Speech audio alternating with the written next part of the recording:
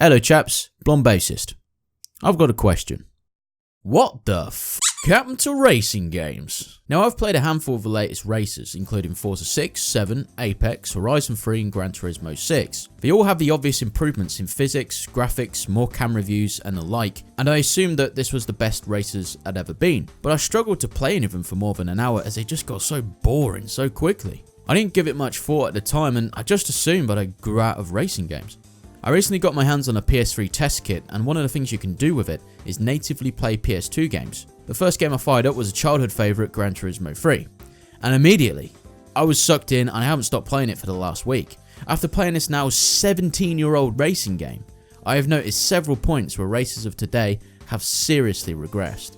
So that you can understand the point I'm about to make, I want to show you how Gran Turismo 3 handles the game's opening compared to modern racing games. Upon launch in GT3, you are placed into the main menu with two simple choices, arcade mode or simulation mode. If you just want to immediately jump into a race with a selection of cars, then arcade mode is the one for you. But the real meat of the game is in the simulation mode, where you are given a small handful of credits to buy a basic car to go and take racing and build your motorsport empire. You are given a choice of what car you want to buy, but it will always be a very basic and low-end car to start with due to the low amount of starting credits. By doing this, you are getting used to how the controls handle in an easy to learn but slow car, but most importantly, you learn what a slow car feels like. Then, once you finally win enough races to be able to afford a somewhat mid-range car, like a Mitsubishi Evolution for example, the experience of purchasing the upgrade feels like buying your first Ferrari, despite the car only being about mid-range. For the last 3 Forza titles, within the first 5 seconds you are immediately thrown into the middle of a race, driving the car usually featured on the cover art, which is almost always an exotic and expensive supercar. The game basically blows its entire load in its opening. Now you know the feeling of driving one of the most exotic cars in the game. All the excitement and wonder associated with the high performance cars are gone in just a few seconds of the game's opening.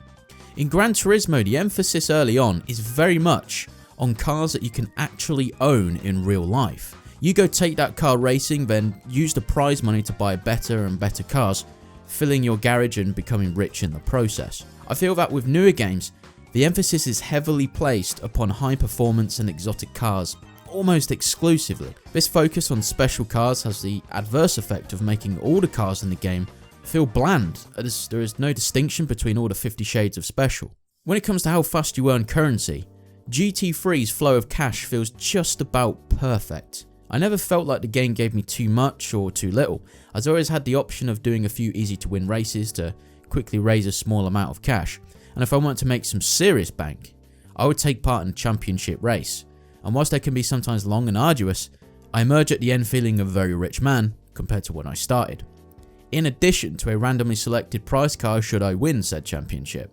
Comparing it to my recent experiences with the likes of Forza 6 for example, by default, it feels like the game gives you an overwhelming amount of credits for winning. I like to turn off a lot of the driving assists as that's just the way I prefer to play, but by turning them off, it actually gives me even more credits at the end of the match, to the point of basically drowning me in cash. I don't ever remember having to buy anything with the credits, as I was being rewarded with very fast cars on a regular basis. In fact, they were so fast, they would perfectly qualify for the next performance bracket race events, and I would carry on to steamroll the AI without doing any upgrades. Assuming you can even upgrade your car in this game, I don't know, because I never felt that I had the need to. In my whole time playing Forza 6, I think I only ever bought 2 cars, and only because I wanted those particular models. Not because I needed them, and I was never short on money during my whole time playing. Being able to choose the difficulty for the AI is nice, but it removes the value of overcoming a particular set of challenges. It would be like if you added a difficulty mode to Dark Souls. It degrades the value of the achievement of beating certain bosses if there are multiple difficulties that they can be defeated on. That's why I like Gran Turismo's events being a set difficulty with the AI, in which can be completed in any order you choose, provided you have the necessary license and vehicle type.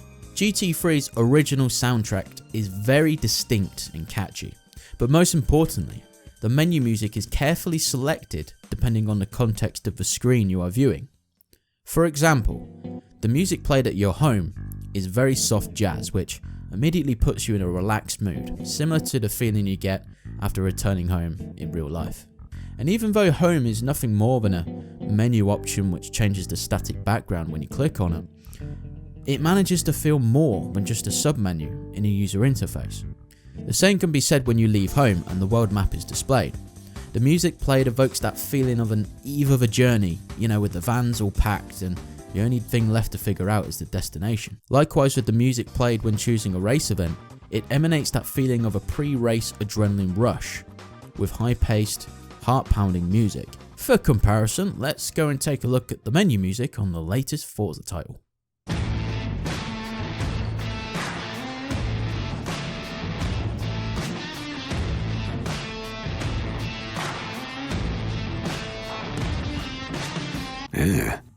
Something GT does a great job of is establishing a bond between you and your cars through many different systems. The first is, unsurprisingly, being the first car you ever buy. You're going to be spending a lot of time with it and likely spending a fair bit of money tuning and upgrading it. But there will come a point when the new races start to outstretch your first car's limits and you will have to buy a new one.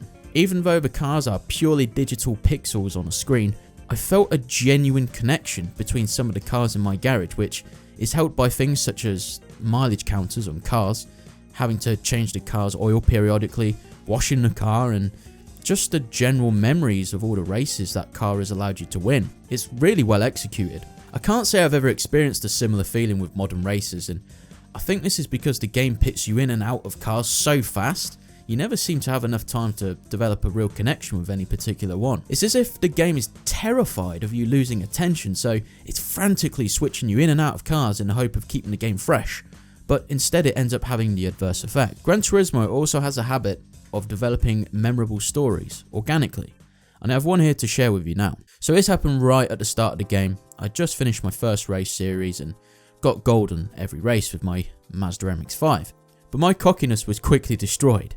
Upon starting the second race event named the Clubman Cup, I was having my ass handed to me, and I quickly developed a nemesis with a bloody Toyota MR2, which would brutally punish any slight mistake I made.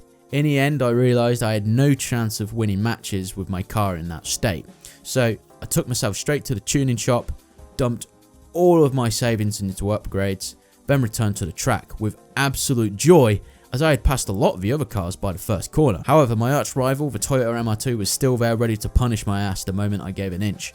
Yet somehow, I managed to pull in a win, just barely, by blocking the MR2 from trying to overtake me on the final stretch. Despite only racing in mediocre day-to-day cars, I've never felt that level of excitement during my entire time playing any other modern races. It was very refreshing to go back to GT3 and experience 1, maybe 2 second loading times when going from menu to race. It might have been because the game was being loaded from an internal hard drive, but I remember the loading times being pretty quick on the PS2 as well. Whatever the loading times are in modern racing games, they are simply too long. Even simple things like restarting a race is a ball ache of watching unskippable cutscenes which add nothing to the experience and are just a waste of time. Whilst you can skip the overly dramatic pre-race cutscene, you are punished for doing so by not being able to control your revs during the race countdown for whatever reason in Forza 6.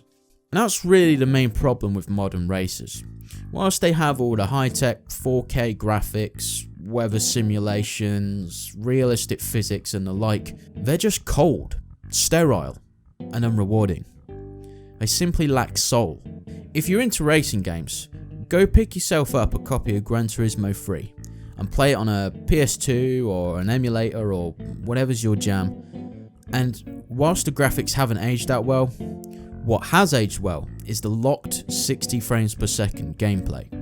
If you do pick up the game, I'd be interested to hear from a racing fan who hasn't played a racing game that was made before, 2008 or so, just to see what your opinions are. On a side note, for those running PS3s on a custom firmware, the USA NTSC version of Gran Turismo 3 seems to run at 60 FPS locked via software emulation, at least on the 2 tracks I've played, so that could be an option for you too if you don't have a PlayStation 2. With that said, that brings us to the end of the video. If you liked it, leave a like. If you want to see more, subscribe.